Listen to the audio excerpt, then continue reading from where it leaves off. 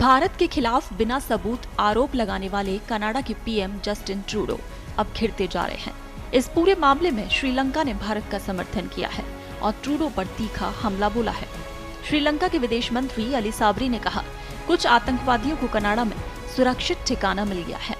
कनाडाई प्रधानमंत्री के पास बिना किसी सबूत के कुछ अपमानजनक आरोप लगाने का यही तरीका है। ये बात उन्होंने श्रीलंका के लिए भी की।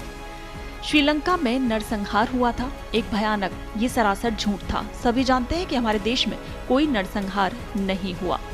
साबरी ने कहा कि मैंने देखा कि उन्होंने दूसरे विश्व युद्ध के दौरान नाजियों से जुड़े किसी व्यक्ति का जोरदार स्वागत किया था, इसलिए ये संदेहास्पद है और हम अतीत में इससे निपट चुके हैं। मुझे इस बात पर आश्चर्य नहीं। कभी कभी पीएम ट्रूडो अपमानजनक आरोपों के साथ सामने आते हैं और इस मामले में हम भारत का समर्थन करते हैं। इससे पहले भारत में निवर्तमान श्रीलंका उच्चायुक्त मिलिंडा मोरागोडा ने कहा कि कनाडा के आरोपों पर भारत की प्रतिक्रिया दृढ़ और सीधी रही है और कोलंबो इस मामले पर नई दिल्ली का समर्थन करता है। उन्होंने कहा कि मुझे लगता है भारत की प्रतिक्रिया मजबूत और सीधी रही और जहां तक हमारा सवाल है, हम इस मामले में भारत का समर्थन करते हैं। Yeah, we have always suffered, and some of the terrorists have found safe haven in Canada. Canadian Prime Minister has this way of just coming out with some outrageous allegations without any supporting proof. The same thing they did for Sri Lanka, a terrible, total lie about saying that Sri Lanka had a genocide. Everybody knows there was no genocide in our country.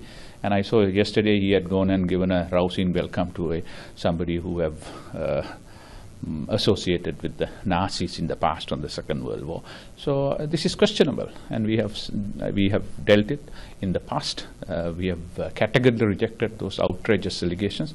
So I'm not surprised that sometime Prime Minister Trudeau comes out with outrageous, unsubstantiated allegations. Trudeau के बिना सबूत आरोपों के बाद बिगड़े Bharat Canada रिश्ते। आपको बता दें कि कनाडा के पीएम जस्टिन ट्रूडो द्वारा खालिस्तानी आतंकी हरदीप सिंह निज्जर की हत्या में भारत सरकार के शामिल होने का आरोप लगाने के बाद दोनों देशों के संबंध बेहद तनावपूर्ण हो गए हैं। भारत ने ऐसे आरोपों को बेतुका और प्रेरित बताते हुए खारिज कर दिया। इस मामले में कनाडा द्वारा एक भारतीय अधिकारी को निष्कासित किए जाने के बाद कनाडा के एक वरिष्ठ राजनयिक को भी निष्कासित कर दिया गया। इसके अलावा भारत ने कनाडाई नागरिकों के लिए वीजा सर्विस पर रोक लगा दी। आपको बता दें कि निज्जर भारत के सर्वाधिक वांछित आतंकवादियों में से एक था। उस पर 10 लाख रुपए का इनाम था।